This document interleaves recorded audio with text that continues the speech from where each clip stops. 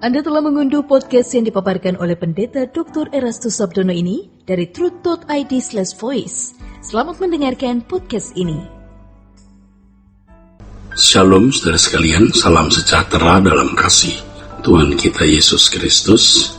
Kebenaran hari ini 28 Juli berjudul Firman Allah untuk zaman ini.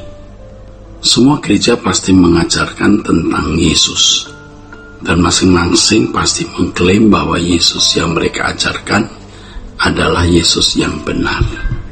Yesus yang diakui oleh semua gereja sebagai juru selamat. Tetapi apa yang mereka ajarkan mengenai dia, mengenai Yesus itu ternyata berbeda-beda. Dengan demikian sosok Yesus yang diajarkan sangat besar kemungkinan juga tidak sama. Tidak sedikit gereja yang ternyata mengajarkan Yesus yang tidak sama dengan yang ditulis dalam Perjanjian Baru. Ini berarti mereka menciptakan sosok Yesus yang lain. Ironisnya mereka yang mengajarkan adalah orang-orang yang dipandang ahli mengenai Perjanjian Baru atau Alkitab secara umum. Dalam hal ini kita tidak boleh tertipu oleh mereka yang cakap berbicara seakan-akan mereka yang bisa memberi penjelasan yang benar mengenai Yesus. Dan hendaknya kita tidak terpikat dengan buku-buku tebal yang mereka tulis mengenai Yesus, atau paparan para teolog masa lalu pun tidak secara membabi buta kita percayai. Frasa mengenai Yesus yang lain dalam teks aslinya adalah alon Yeson. Kata alon berasal dari kata alos yang artinya berbeda tetapi sejenis. Kata yang sejajar dengan kata alos adalah heteros yang artinya yang lain. Dengan keberadaan berbeda jenis dan bentuknya. Penggunaan kata alos di sini hendak menunjukkan bahwa Yesus yang lain bukanlah Yesus yang diperkenalkan oleh agama-agama lain, melainkan Yesus yang dibaca dalam Alkitab dan diperkenalkan oleh teolog-teolog Kristen, seakan-akan sejenis padahal sebenarnya berbeda. Hal ini bisa terjadi karena pemahaman yang salah terhadap Yesus yang ditulis dalam Alkitab. Kata alos mengindikasikan kemiripan antara Yesus yang lain dan Yesus yang asli. Namun, kemiripan apapun Yesus yang lain itu tetaplah palsu. Yesus yang lain bisa merupakan buah pikiran dari berbagai doktrin yang dibangun sejak ratusan tahun oleh teolog-teolog masa lalu. Teolog-teolog tersebut selalu memiliki argumentasi terhadap semua hal mengenai Yesus dan yang berkenaan dengan teologi Kristen. Ajaran mengenai Yesus tersebut dirumuskan memenuhi halaman buku yang dipajang di perpustakaan-perpustakaan, khususnya perpustakaan seminari atau sekolah tinggi teologi.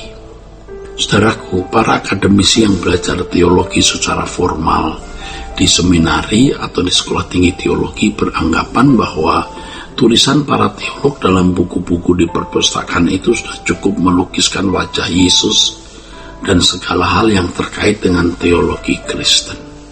Dengan demikian mereka merasa sudah menemukan Yesus dan mengunci dengan sikap bahwa pemahaman mereka mengenai Yesus sudah final. Mereka merasa sudah menemukan Yesus yang benar, tetapi realitanya Yesus yang mereka ajarkan tidak mengubah jemaat menjadi orang percaya yang berkodrat ilahi. Ini berarti Yesus yang lain, saudaraku.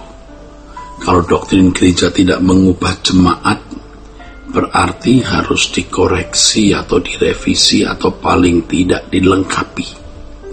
Dengan demikian, saudaraku, dapat disimpulkan bahwa teologi yang benar memiliki implementasi yang jelas dan mendesak untuk diperagakan, yang kemudian pasti memberi kecerdasan rohani atau mengubah, yang pasti mengubah atau yang kemudian pasti membangun kecerdasan rohani untuk mengerti kehendak Allah, serta memberi spirit atau gairah yang membangun kodrat ilahi. Saudaraku, banyak gereja dan seminari atau sekolah tinggi teologi yang menjadikan kekristenan sekadar kegiatan olah nalar, kegiatan olah nalar untuk merumuskan dan melestarikan doktrin atau sistematika teologi dari pandangan teolog masa lalu. Dengan demikian, kekristenan yang seharusnya menekankan peragaan hidup seperti yang telah diperagakan oleh Yesus telah berubah menjadi kegiatan menalar Allah saja. Ada orang-orang yang dianggap sebagai pengajar yang baik karena melewati jenjang pendidikan teologi, namun ternyata mereka hanya mengolah firman Tuhan secara nalar sebagai salah satu bidang disiplin ilmu pengetahuan semata-mata. Ya, di antara mereka dengan arogansinya, bersikap seolah-olah Allah dengan mudah dapat diformulasikan.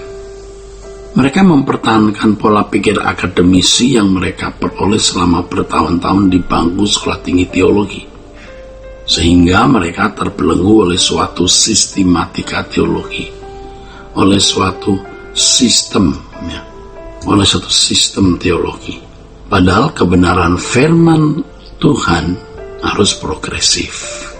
Harus progresif dipahami dan terus bergerak untuk mencapai pemahaman terhadap apa yang baik, yang berkenan dan yang sempurna melalui perjumpaan pribadi dengan Allah. Saudaraku sekalian, seharusnya orang percaya selalu membuka diri terhadap kebenaran yang Tuhan singkapkan melalui orang-orang yang dipercayai oleh Allah, menemukan pembukaan rahasia-rahasia firman-Nya di zaman kita sekarang. Orang percaya hari ini harus melengkapi apa yang telah gereja terdahulu capai demi membawa gereja hari ini kepada kesempurnaan menyambut kedatangan Yesus. Orang percaya harus menerima fakta bahwa Alkitab memiliki dinamisitas dan fleksibilitas yang sangat tinggi. Orang percaya harus selalu membuka diri terhadap evaluasi, koreksi, dan perubahan. Di setiap zaman selalu ada perubahan dan keadaan yang sangat khusus, berbeda dengan zaman-zaman sebelumnya. Dalam hal ini, Alkitab terbuka untuk dipahami dengan pemahaman yang lebih mendalam dan kontekstual.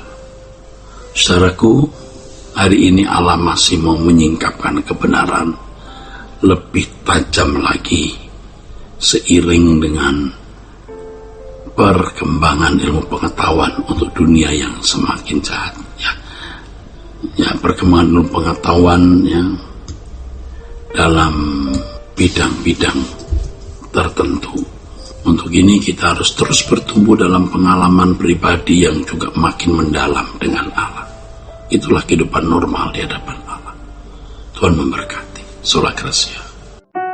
Untuk berlangganan renungan harian dalam bentuk cetak, silakan hubungi Truth Literatur di nomor telepon 0878 7870 7000. Untuk mendapatkan CD khotbah, MP3 renungan Truth, dan CD album lagu produksi Sola Gracia, Anda dapat menghubungi di hari dan jam kerja di nomor telepon 021 638 60953. Tuhan Yesus memberkati. Sola Gracia.